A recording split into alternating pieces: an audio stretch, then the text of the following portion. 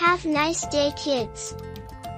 Today I will give to you a story about the Great White Bear and the Trolls. Norse short story for children by Catherine Pyle. A man and his big white bear stay in the same house as a gang of scary trolls. There was once a man in Finmark named Halvor, who had a great white bear, and this great white bear knew many tricks. One day the man thought to himself, "This bear is very wonderful. I will take it as a present to the King of Denmark, and perhaps he will give me in return a whole bag of money." So he set out along the road to Denmark, leading the bear behind him. He journeyed on, and after a while he came to a deep, dark forest. There was no house in sight. Halvor began to be afraid he would have to sleep on the ground, with only the trees overhead for a shelter. Presently, however, he heard the sound of a woodcutter's axe. He followed the sound, and soon he came to an opening in the forest. There, sure enough, was a man hard at work cutting down trees. And wherever there's a man, thought Halvor to himself, there must be a house for him to live in. "Good day," said Halvor. "Good day," answered the man, staring with all his eyes at the great white bear. "Will you give us shelter for the night?" "My bear and me?" asked Halvor. "And will you give us a bit of food too?" "I will pay you well if you will." "Gladly would I give you both food. Of all nights in the year, no one may stop in my home except at the risk of his life." "How is that?" asked Halvor, and he was very much surprised. "Why, it is this way. This is the eve of St. John. And on every St. John's Eve all the trolls in the forest come to my house. I am obliged to spread a feast for them, and there they stay all night, eating and drinking. If they found anyone in the house at that time, they would surely tear him to pieces. Even I and my wife dare not stay. We are obliged to spend the night in the forest." "This is a strange business," said Halvor.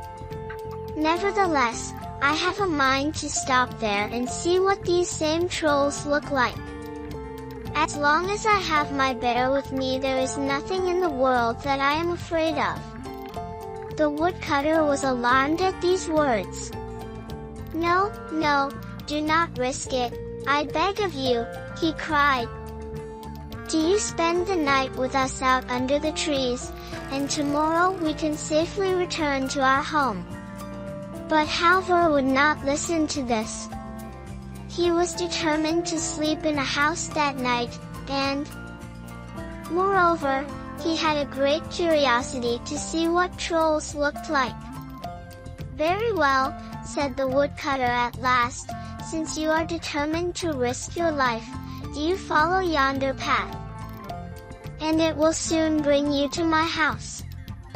Halvor thanked him and went on his way, and it was not long before he and his bear reached the woodcutter's home.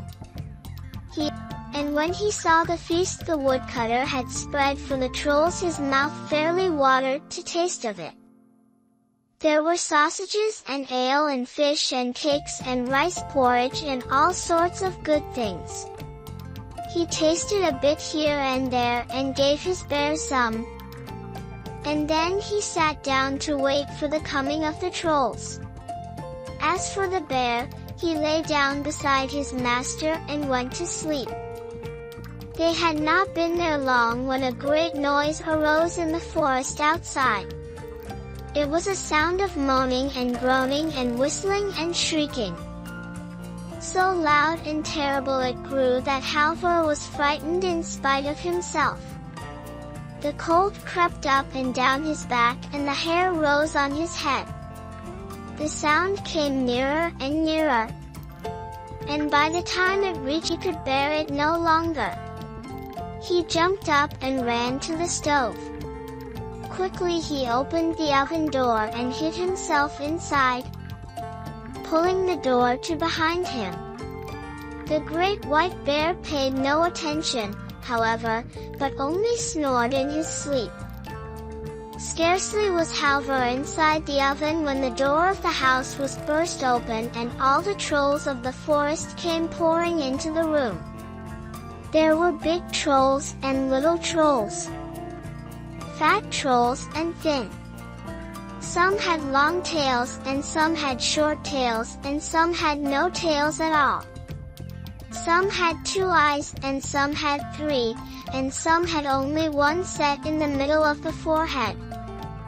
One there was, and the others called him Long Nose, who had a nose as long and as thin as the door behind them. And then they gathered round the table where the feast was spread. "What is this?" cried the biggest troll in a terrible voice, and Halvor's heart trembled within him. "Someone has been here before us. The food has been tasted and ale has been spilled." At once Long Nose began snuffing about. "Whoever has been here is here still," he cried. "Let us find him and tear him to pieces." "Here is his pussycat, anyway," cried the smallest troll of all, pointing to the white bear. "Oh, what a pretty cat it is! Pussy! Pussy! Pussy!" And the little troll put a piece of sausage on a fork and stuck it against the white bear's nose, and rose to its feet. It gave the troll a blow with its paw that sent him spinning across the room. He of the long nose had it almost broken off, and the big troll's ears rang with the box he got. This way and that the trolls were knocked and beaten by the bear, until at last they tore the door open and fled away into the forest, howling.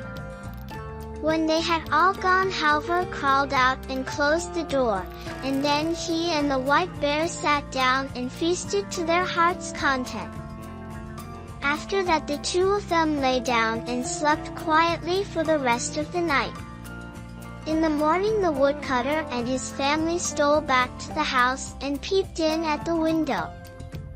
What was their surprise to see Halvor and his bear sitting there and eating their breakfasts as though nothing in the world had happened to them. "Did the trolls not come?" "Oh, yes, they came," answered Halvor, "but we drove them away, and I do not think they will trouble you again." He then told the woodcutter all that had happened in the night. "After the beating they received, they will be in no hurry to visit you again," he said. The woodcutter was filled with joy and gratitude when he heard this. He and his wife entreated Halvor to stay there in the forest and make his home with them, but this he refused to do. He was on his way to Denmark to sell his bear to the king, and to Denmark he would go. So off he set, after saying goodbye, and the good wishes of the woodcutter and his wife went with him. Now the very next year, on St. John's Eve, the woodcutter was out in the forest and stuck his head out of a tree nearby. "Woodcutter! Woodcutter!" he cried. "Well," said the woodcutter, "what is it? Tell me, have you that great white cat with you still?" "Yes, I have, and, moreover, now she has 5 kittens. And each one of them is larger and stronger than she is." "Is that so?" cried the troll, in a great fright. "Then goodbye, woodcutter, for we will never come to your house again." Then he drew in his head and the tree closed together, and that was the last the woodcutter heard or saw of the trolls. After that he and his family lived undisturbed and unafraid.